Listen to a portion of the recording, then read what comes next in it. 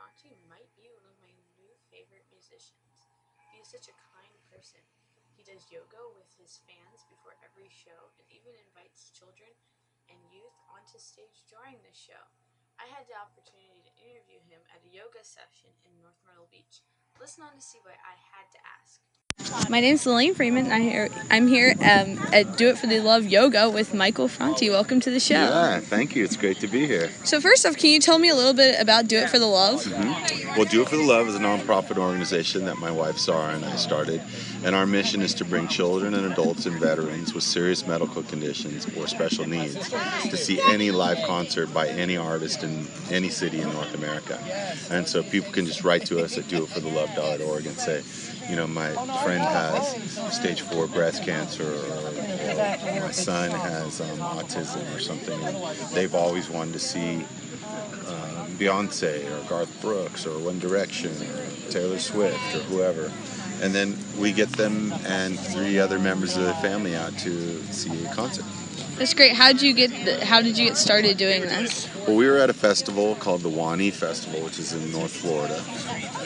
And there was a couple named Hope and Steve December who were tweeting me, and they said, or Hope said, my husband Steve has ALS, which is one of the worst diagnoses you could ever get. You know, one morning you wake up and your finger doesn't work, and then a few months later your whole hand and your arm, and eventually your whole body becomes paralyzed, and people die from that. And so she said, my husband would love to meet you. You're his favorite artist, and he'd just love to come to the show. So they came to the show, and they got up on stage, and even though Steve's body was completely paralyzed, he asked his wife Hope if she would lift him up and he could dance. And so she lifted him up out of his wheelchair, and they had this beautiful dance in front of 20,000 people there. And we were all incredibly moved by that. And so my wife Sarah and I said, let's do this for as many families as we can. Get them out to shows. That's great. And I know you do yoga and you do HIIT training for all of your shows. Yeah. Why do you do that? Well, the first thing is that, you know, I want to stay in shape, you know, and when I'm on stage, I want to feel comfortable, like if I'm moving around up there and dancing or running around the venue, which I do, that I'm not out of breath, and that I feel like I can do more than what the show requires, because it does require a lot of energy doing, you know, a 2-hour show every night of the week. And so that's the main reason. But yoga is also a way that I can learn to focus. You know, we put ourselves into uncomfortable positions, and we learn to breathe through it. And so that when we get into stressful situations in our life, we learn to breathe through that. We're able to focus more. Yeah. So can you tell me a little bit about your music, your inspirations and everything? Yeah. Well, I love making music that tells a story and that makes people dance. And so at times we make, you know, reggae, make dance music. Sometimes it's hip hop inspired, but I always play the acoustic guitar, and so everything that I write comes from that place of just me sitting somewhere, like here in a beautiful park, like today, and writing with my guitar.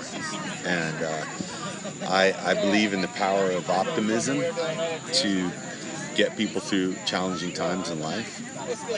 I believe in equality for all people, no matter what walk of life or experience or you know, whatever place you come from, or religion or sexual orientation.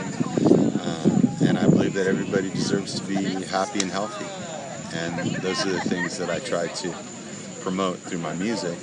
Sometimes you gotta look at what's not pretty to get to what's pretty, and so I'm not afraid to do that in song either.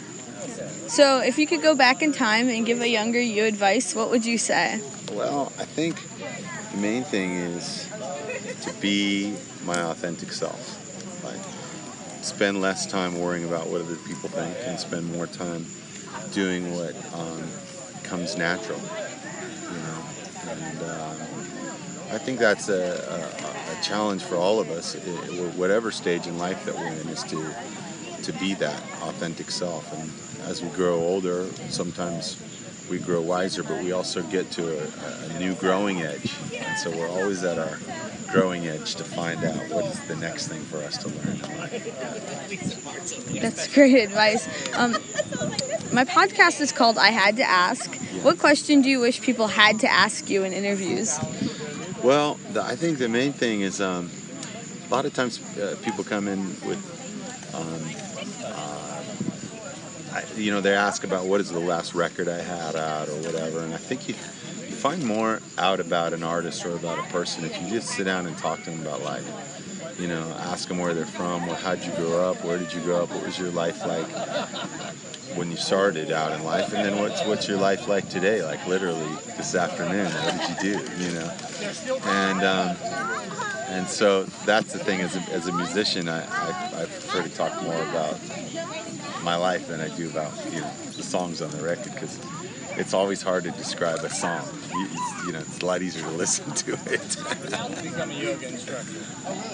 Do you have any advice for young musicians? Yeah. The first thing is find what you're passionate about. If you don't love it, don't do it. And the second thing is to be kind to everybody that you meet along the way.